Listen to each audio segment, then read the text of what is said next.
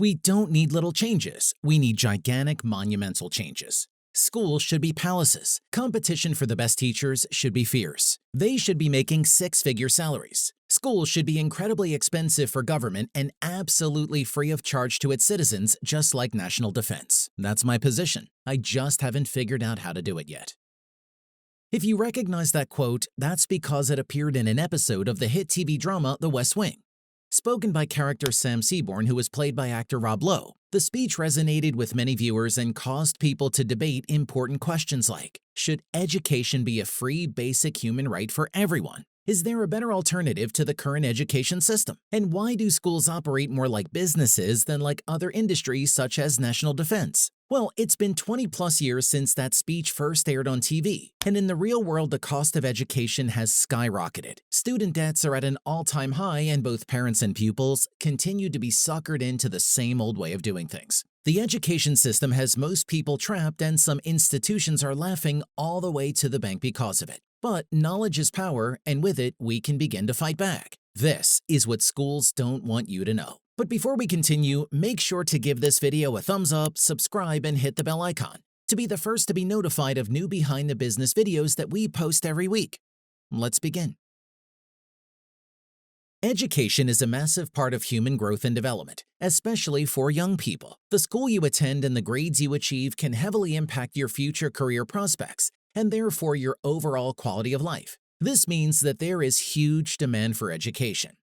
And just like in any industry where there is high demand, some businesses, not all, will attempt to step in and exploit this demand for profit. For people who believe that access to education should be free and fair for all, turning a human need like education into a business venture seems unethical. Not only that, it can also price poorer students out of the market and deny them the same level of education that a wealthier student can potentially access with money. Of course, standards of education vary dramatically depending on where you live too. Generally speaking though, in most first world countries, there are 3 avenues of schooling available. Firstly, the most common option is to study at a state-run public school. These institutions are accessible to all and are funded by the government. Most governments will fund education of its citizens up until the end of secondary or high school, meaning you don't have to pay fees to attend. Secondly, there are private schools which are supported by a private organization or individuals rather than by the state. Students usually pay fees to attend private schools, some of which can be very costly. Benefits of going to a private school over a state-run school may include smaller class sizes, better facilities, or exclusive activities, among other things. And thirdly, a student can opt to be homeschooled.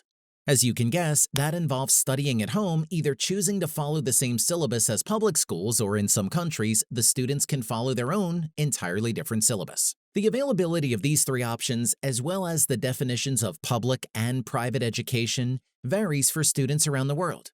Confusingly, in the UK, for example, public schools are actually a form of private school, and universities are mostly government-funded. Yet they operate similar to private institutions like businesses. In the United States, there is a greater mix of public and private universities. A clearer way to look at things is to categorize schools into nonprofit and for-profit institutions. In 2019, the National Center for Education Statistics, or NCES, reported that out of 3,982 colleges and universities in America, 1,625 were public, 1,660 operated as nonprofit private institutions, while 697 were listed as for-profit schools. This means that almost 1 out of every 5, almost 20% of colleges or universities in the U.S. are run for profit. Their main objective is to make money. That 20% figure is comparatively low when you look at countries such as Malaysia, Japan, South Korea, Indonesia, and the Philippines, where for-profit schooling accounts for as much as 70% of the higher education sector. The thing is, those numbers don't even begin to paint the full picture. Even within many of the public schools in America, there are for-profit enterprises at work. For instance, education management organizations, or EMOs, are hired by some public schools to provide teacher training, facility support, or a range of other management-related services. EMOs are therefore making a profit from public school funds. Some people argue that profits in education act as an incentive to promote efficiency and to maintain higher standards, although this view is controversial. Kevin Carey, for example, suggested in a 2010 article featured in the Chronicle of Higher Education that for-profits exist in large part to fix educational market failures left by traditional institutions, and they profit by serving students that public and private nonprofit institutions too often ignore. However, he did admit that there's no doubt that the worst for-profits are ruthlessly exploiting the commodified college degree, but they didn't commodify it in the first place.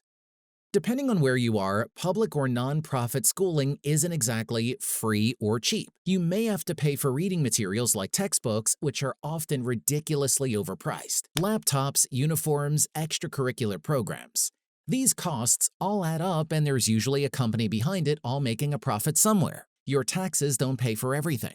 Higher education fees are often extortionate, and while governments offer loans and subsidies to enable poorer students to attend, graduates can be left with crippling debts which they spend years trying to pay off. CNBC reported that student debts had doubled in the 10 years leading up to 2020, and that Americans had amassed $1.7 trillion in total student debts. Personal loans taken out during school years had also risen significantly and add to that overall figure.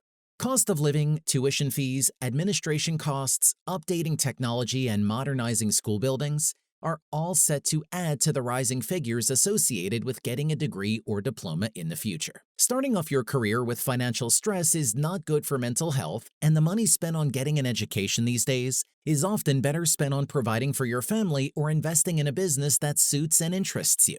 Unfortunately, it's become ingrained in modern culture that you must go to school, get a degree, and enter into the established workforce. Most people don't even question this and are therefore willing to pay a lot of money to go through an education system that too often results in a lot of wasted time and useless qualifications.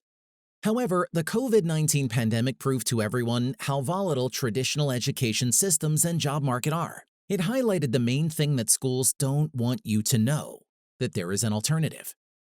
We are currently in the midst of an information age where we can access knowledge from anywhere at any time. During lockdowns, homeschooling and internet-based courses replaced traditional lessons. This opened up a new way of learning, and the necessity of home-based education made it much more socially acceptable. Now, rather than being a temporary response to a global crisis, it could revolutionize the education system entirely, reduce costs significantly, and do away with the need for traditional schools. After all, school is not for everyone. Bill Gates, Steve Jobs, Mark Zuckerberg, Elon Musk, all of these people went on to be incredibly successful after they dropped out from higher education and focused on pursuing their own careers.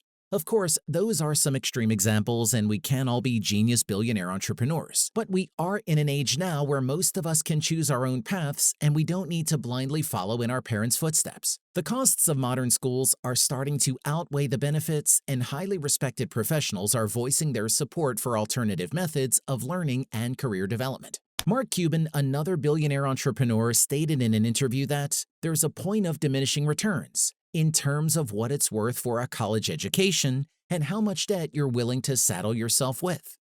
Donald Trump, prior to becoming president of the United States, said, "Kids come out of the best colleges. They won't have practical experience. There's too many case studies that aren't practical." Elon Musk referred to the process of education as basically downloading data and algorithms into your brain, and declared it's actually amazingly bad in conventional education. It shouldn't be a huge chore. He also revealed that he hated going to school, and although he obtained bachelor's degrees in physics and economics, he dropped out of his philosophy PhD at Stanford to join the internet boom and launch a startup company instead. Getting a good education is still as important as ever, and it can be daunting to shun conventional methods in favor of doing your own thing. Some people may thrive more in a traditional school environment and be happy to pay for that privilege. That's normal and totally fine. But as we said at the start of this video, knowledge is power. And knowing what schools don't want you to know puts you in a better position to make informed choices and get the best education that's right for you.